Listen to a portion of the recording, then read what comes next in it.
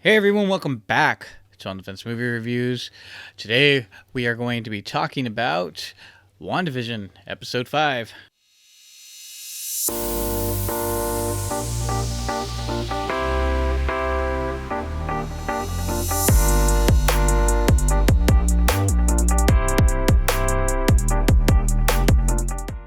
So I am Adrian, joined by my co-host Rob, and today we're going to be talking about WandaVision, the 5th episode of the series, and it picks up right after where the last one left off. Episode 4, we got Monica Rambeau kind of giving her accounts of everything that happened in the Hex, as Kat Dennings' character Darcy calls it, and so it's a little bit different. We got half of like the real world and half of sitcom, and we're in the 80s now, and it's definitely a riff on like Family Ties, Yeah.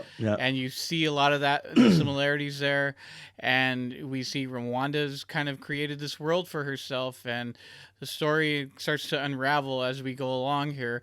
Rob, what are your thoughts of episode 5? Well, let me first start off by saying once again, spoilers to follow. Yes. In case you haven't seen it, spoilers are coming. I mean, okay, so people have had their issues. It started off slow or they didn't understand.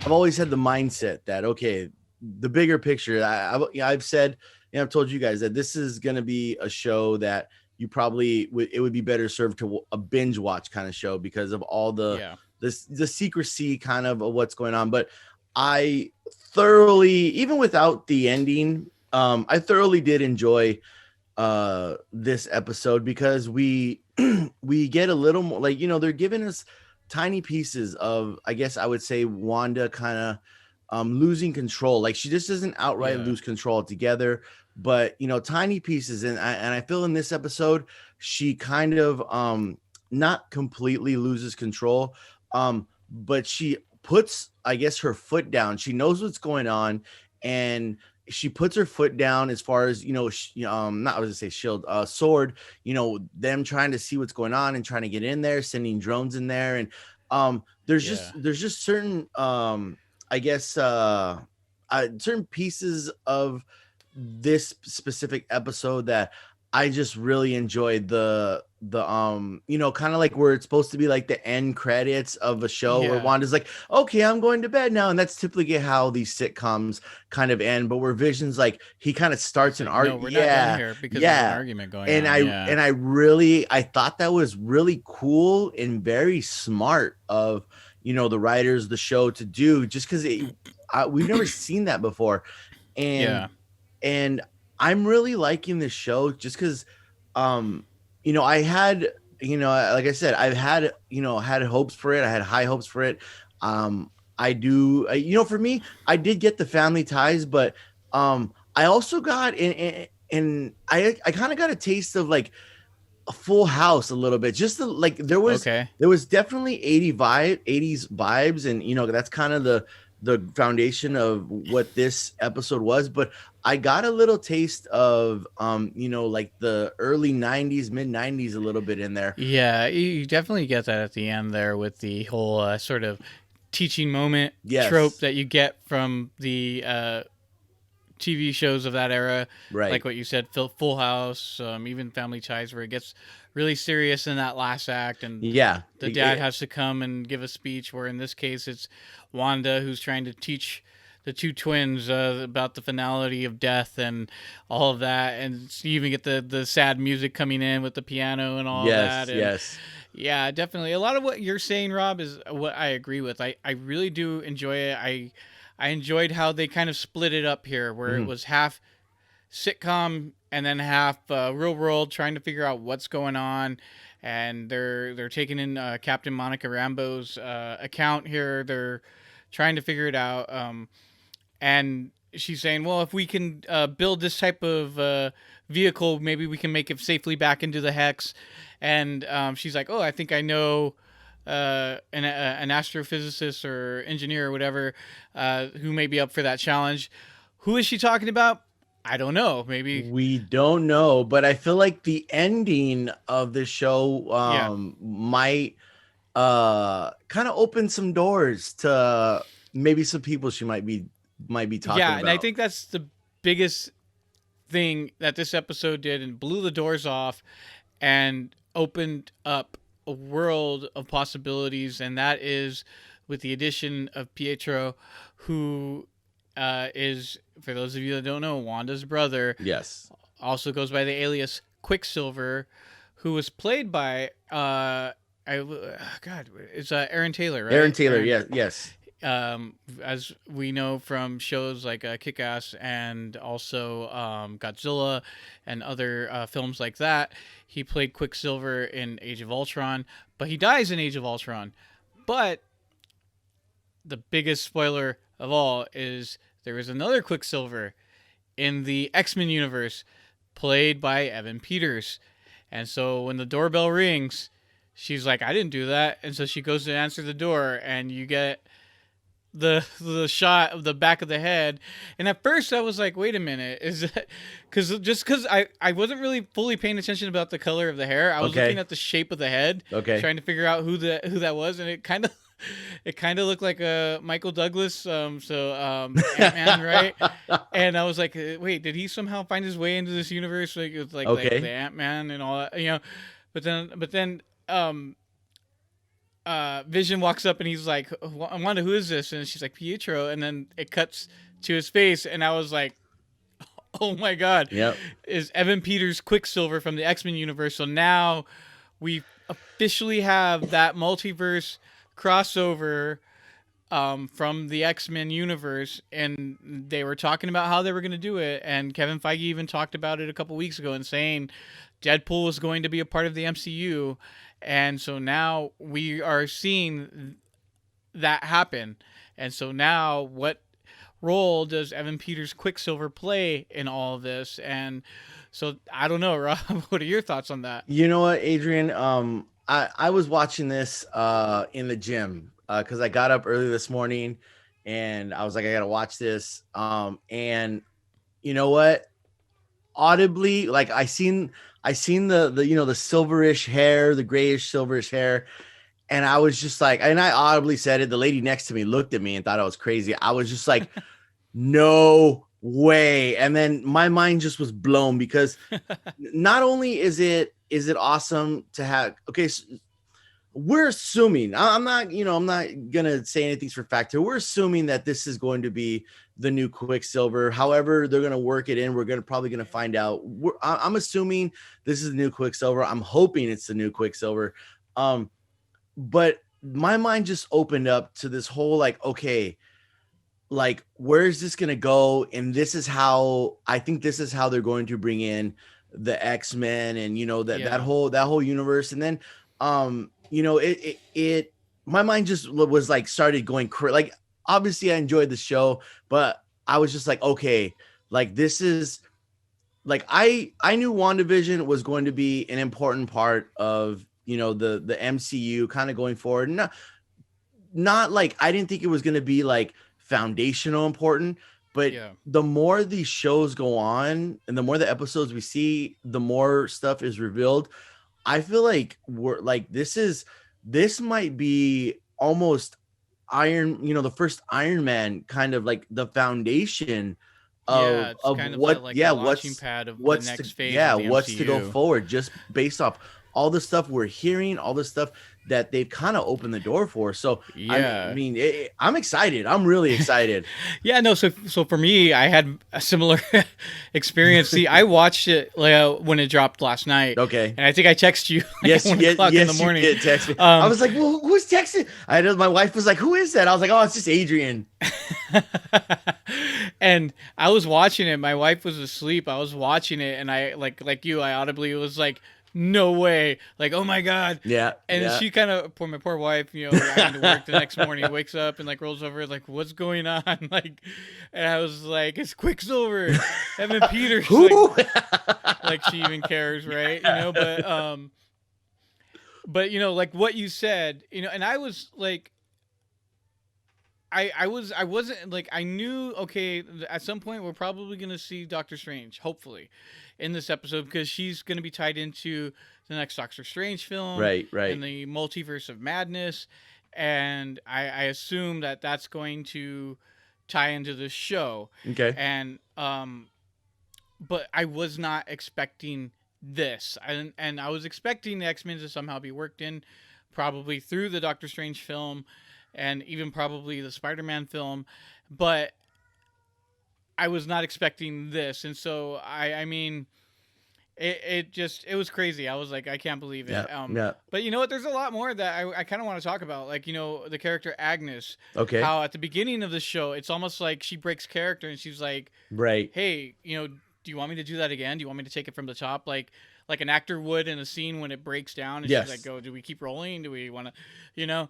And so it's almost as if she's kind of in on the joke, like she Mhm. knows what's going on and she's very much aware, which is interesting because it seems like everyone else is kind of like under that mind control of what they're talking Right. about. Right. They're just playing characters in a TV show, but unaware in a sense.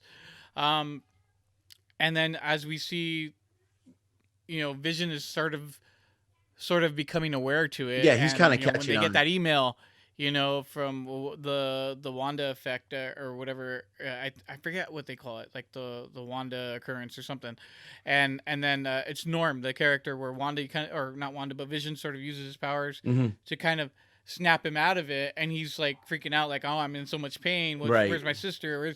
What happened to my dad? My dad's sick. He needs somebody to be taking care of him, and those things, that are very, very, very interesting, and seeing how Vision now is aware that Wanda's doing something here, and what I like is that at the end when they're having that argument is when he's kind of saying, I don't remember my life before Westview, Right. which is interesting and it's very Frankensteinish. If you've ever read the book Frankenstein, or even seen any of the iterations, you'll understand that it's a character that was just kind of pieced back together, brought back to life, and kind of has to learn how to live, and doesn't is not aware Right. Right. of what he used to be, and so that's kind of what Vision is, and I think it's Wanda using her powers to bring him back, and this is just my thought, and kind of bringing him back Hmm.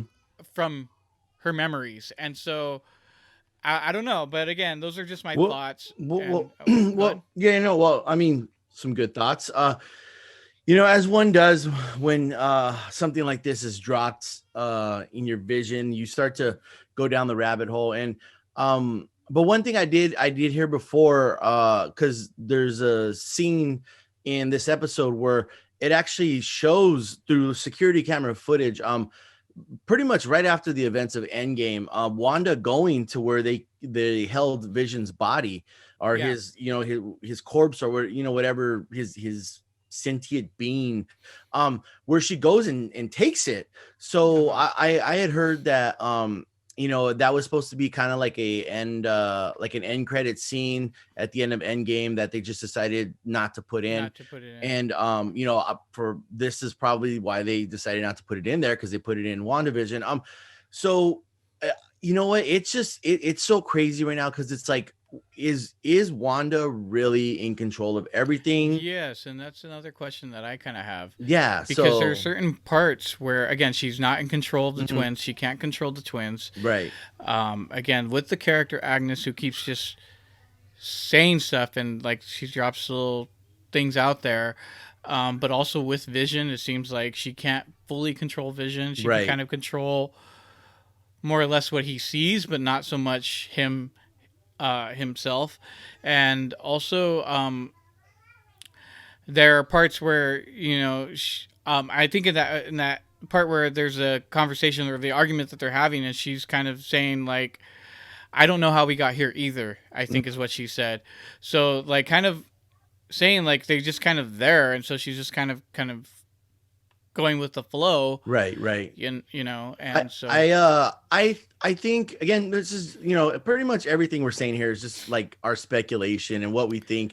Nothing I'm saying is like I know for a fact, but one thing I did think of, as far as like Wanda, like, these I feel like with Agatha, I don't know if she's like some type of being that's as powerful as Wanda, and she's just kind of going along, or what her I know there's I feel like there's something there with her. Yeah. um but I think also Wanda's using her abilities to keep this world intact, and I feel like that might be putting a strain on her to where she is losing some of that power over Vision, because Yeah, she's it starting to. right, because Vision is, if she brought Vision back to life, or is creating him so he is alive somehow, Vision's a powerful character. I don't think as powerful as Wanda, obviously, but he is a powerful character, and to keep his mind locked into a certain thing, I think would be very difficult.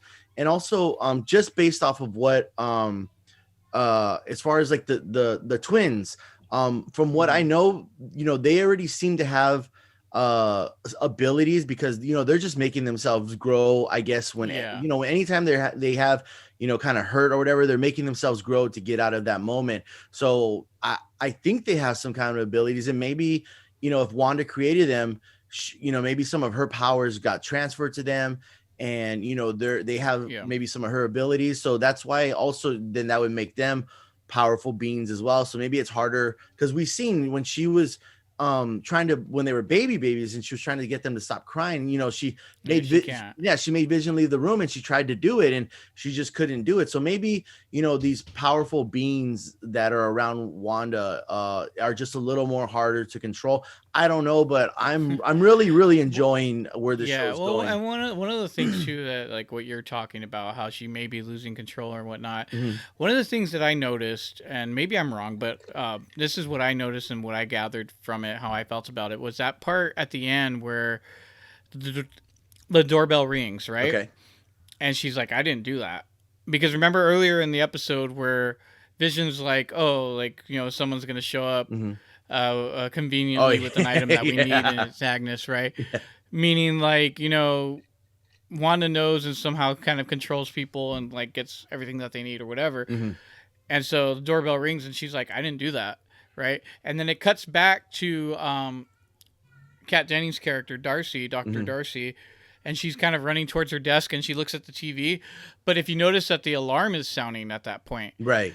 and I think it's the same alarm when they were like, oh, there's a breach in the hex, Right. Right. right?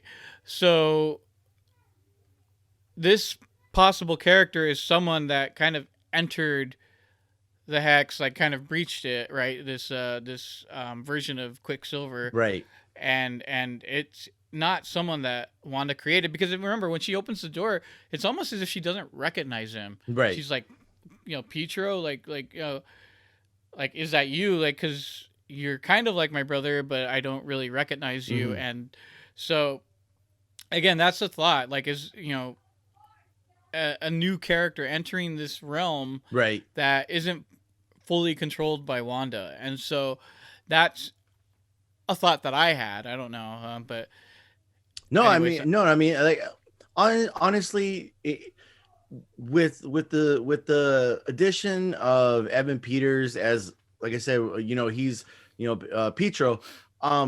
They open the doors for so much stuff, and this just, I feel like the fans who kind of were like at the very beginning, like, it's not for me.